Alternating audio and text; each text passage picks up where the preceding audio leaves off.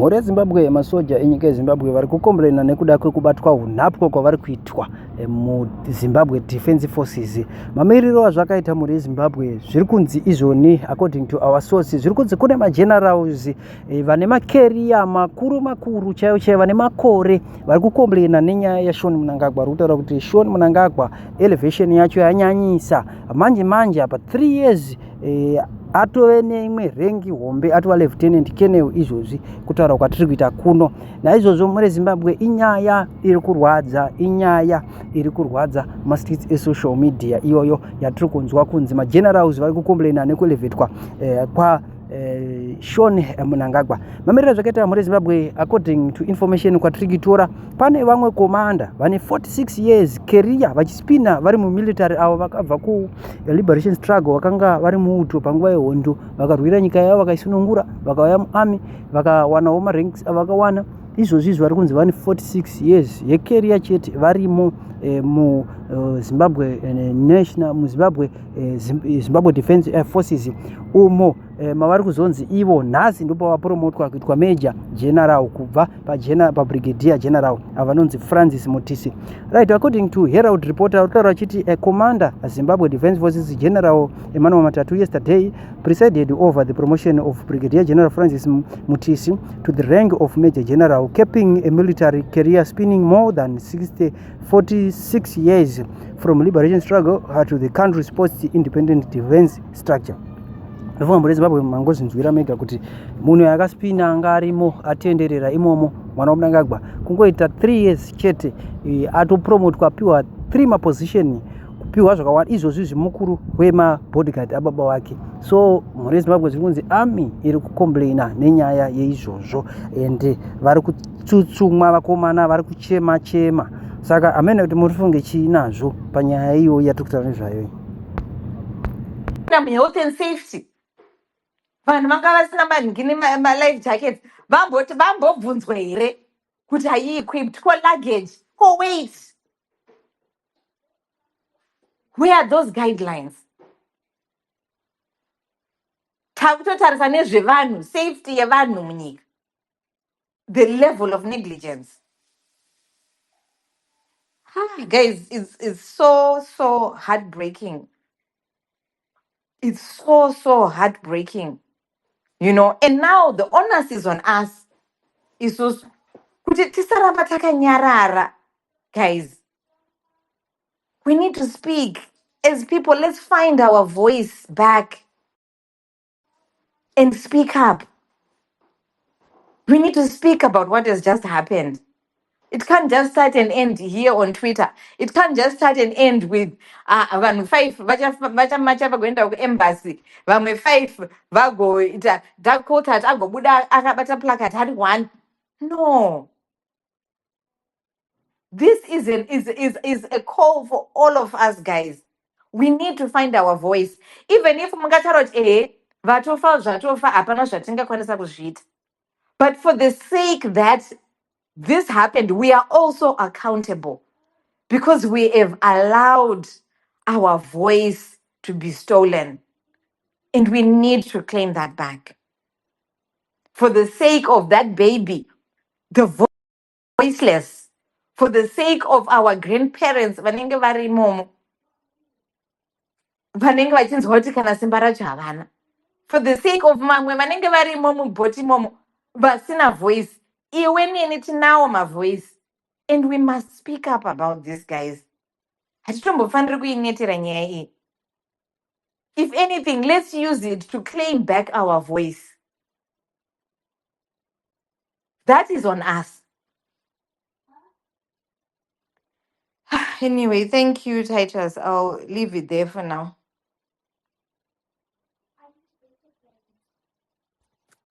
Yeah, this is really quite sad. No, thanks, Chennai. Yeah, thanks for that. Can I move on to Charles? Hello, Mr. Titus. How are you? Can you hear me? Yes, I can. Okay. Greetings to all fellow Zimbabweans, Uncle Jejo, and everybody on online now. Look, it's painful. It's painful.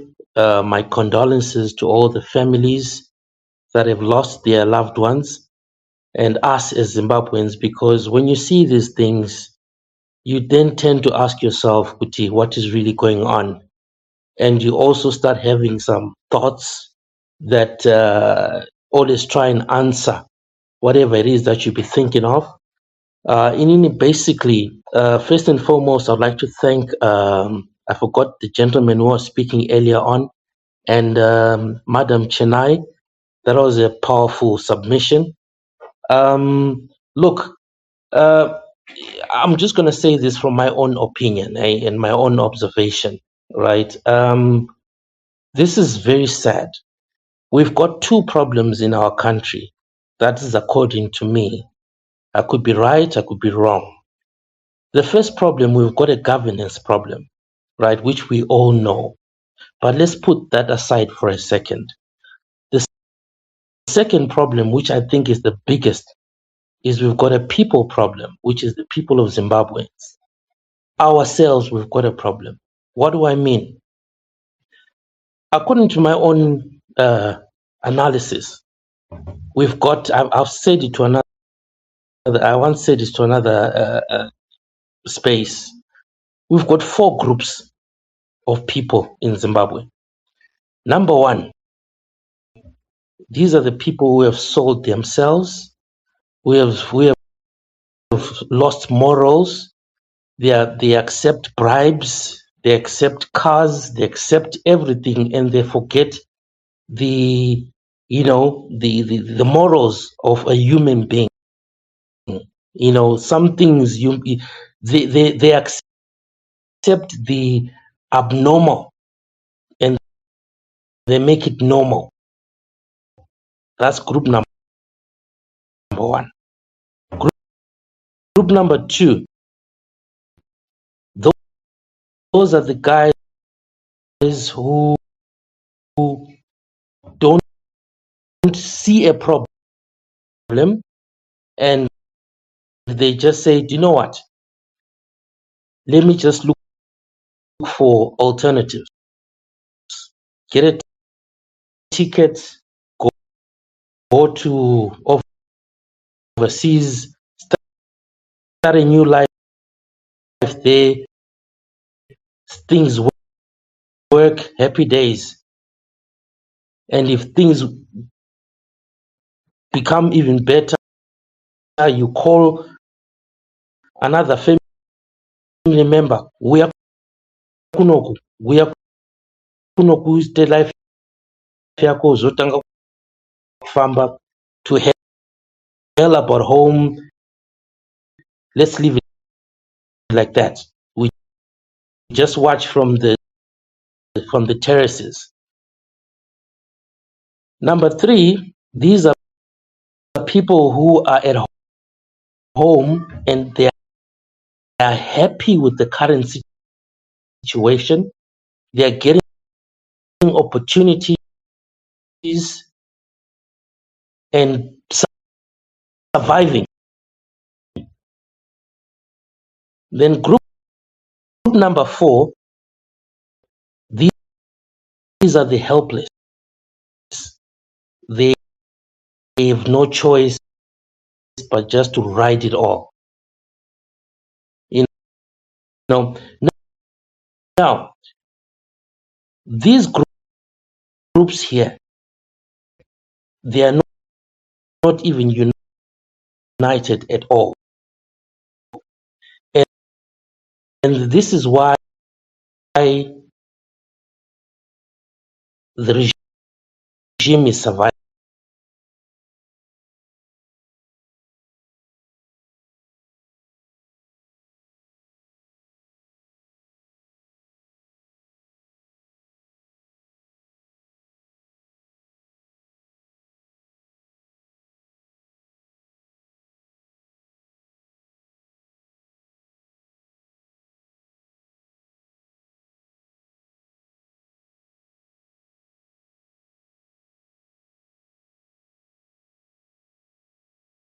Right. I think Charles has dropped. I think so. Charles. You can request again. I'll bring you up. Can I go to Tapiwa?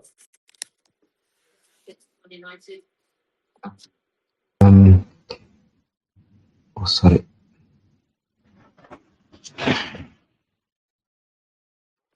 Tapiwa?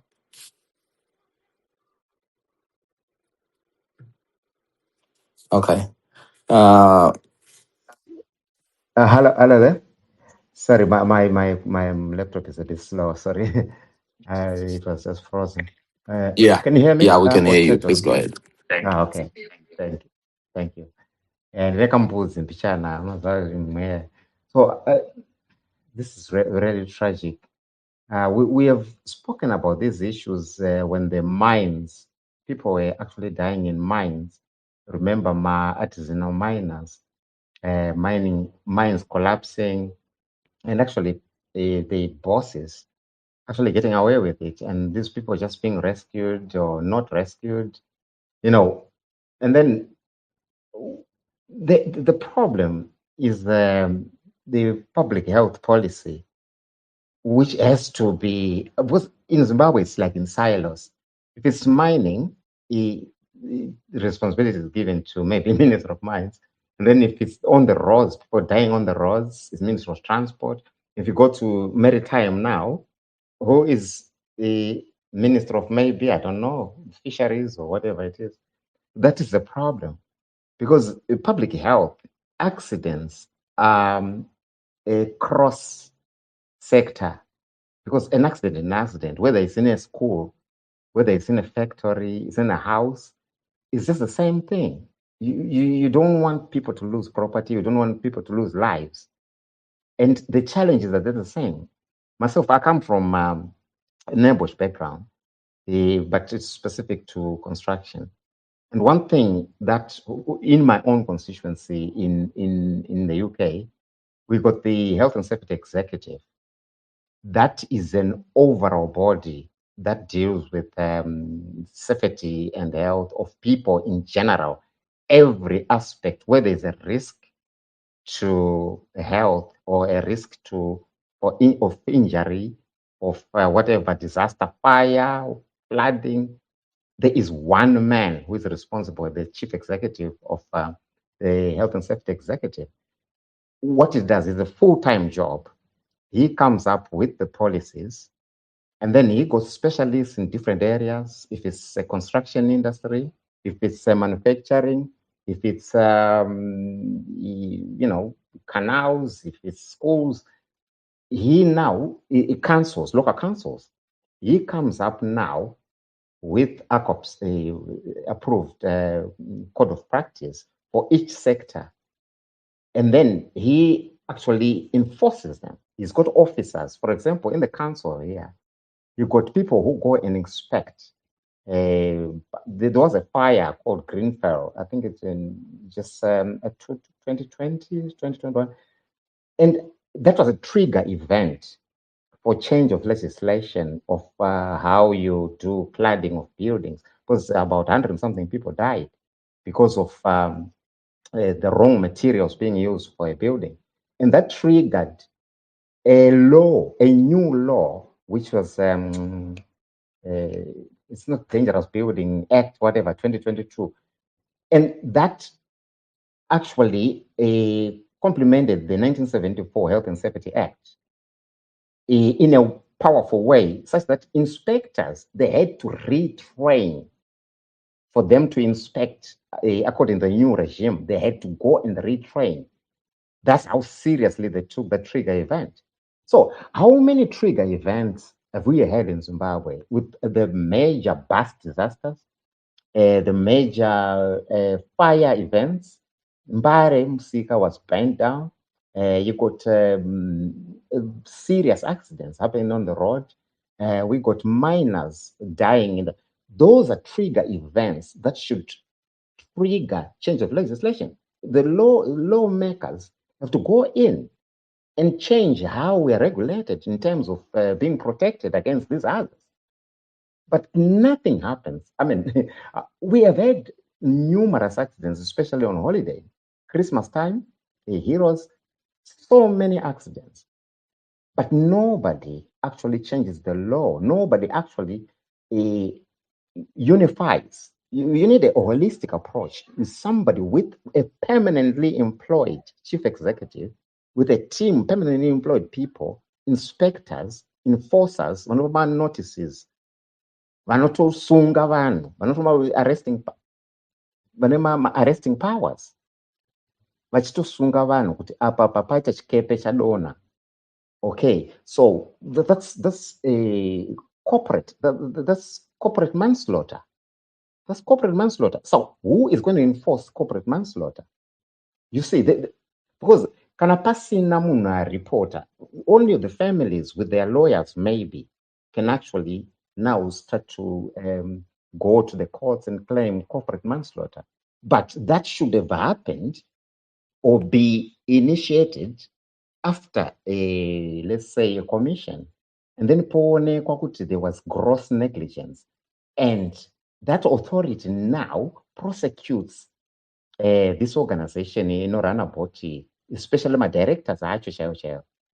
The director, the board member are responsible for health and safety should go to court and be charged for corporate manslaughter because he stands for the company. That's why it's called corporate.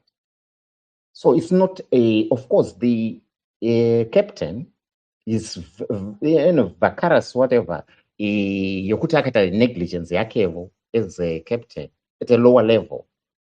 But iye anopiwa instructions to somebody higher than him. Those are the people who are supposed to be made an example. Kuti iwewe kana uchirana an organization, unofanira kunge uri on top of everything. You have to make sure that you do not board people without the necessary safety issues addressed. You do not overload. You do not do this. You do not do this. You have to contingencies. Do you have emergency services in time to save lives? You don't. But then why should you let that boat sail if things are not in place? That's why it's corporate manslaughter, and that is supposed to be done at board level. That board member are responsible for the health and safety of that board should go to jail. And then after that, the commission will make recommendations now to parliament to change the way that people are protected. And then those laws, then they resource them. We make sure that my emergency service aripo, my boats are inspector, at what standard? He comes up with the standard yokuti boat haibudi isina kumira mushe kana kuti inolodwa sei, vanhu vangani, documentation yacho, everything. He has to get everything to the last T. But with safety, there is no room for kuti no Zimbabwe azodanzwa. Ndakauzwa panapa ndikati goderodirika, who is responsible to hold people to account, my owners of these mines? Iwe shamba rotaura izvozvo, waiwo Zimbabwe unopane nzara iwewe. But do you know kuti you make more money by making people more secure? They can invest, they can actually work safely, and then they can actually make more money. You don't have shortcuts. Of course, just one day when it actually happens. And then you start saying, oh, no. We just have to have a preventative mechanism, a preventative culture. We are too laissez-faire in Zimbabwe about issues, just because it's not happened yet. But what's the probability of it happening? Yes, it has happened now. It's 100%, because 70% have just died. Saka waiti chine nyaya yekuti kuZimbabwe hai kuno kushamari tinoda mari. Okay, so what you gonna do? Do you have the money to compensate those families? We really need to rethink the way we are governed, the way we govern. I think the government, instead of these mashowcase avo ekumarali vachiti pamberi 2030 they should be focusing on a day-to-day governance and making sure that these things are in place. That's their job, not to move around with 20-car motorcades and stuff and not doing anything about the day-to-day duty, rekubhadharirwa salary, pension. you're supposed to have had these things in place. That's a job. You are busy playing music on stage 3 hours after people are drowning. You're posting online. Mwana wakwaninga ari kutamba, mwana wachingaira wamuona here. And you're a presidential spokesman.